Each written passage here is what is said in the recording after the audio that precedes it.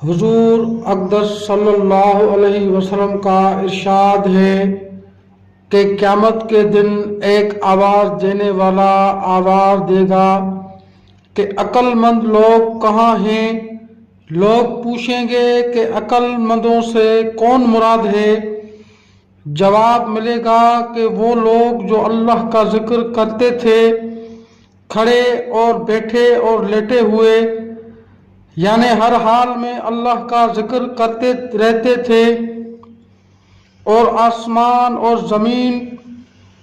زمینوں کی پیدا ہونے میں غور کرتے تھے اور کہتے تھے کہ یا اللہ، آپ نے یہ سب بے فائدہ تو پیدا کیا ہی نہیں،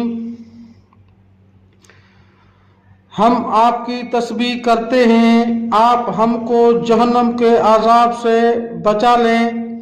اس کے بعد ان لوگوں کے لیے ایک جھنڈا بنایا جائے گا جس کے پیچھے یہ سب جائیں گے، اور ان سے کہا جائے گا کہ ہمیشہ کے لیے جنت میں داخل ہو جائیں۔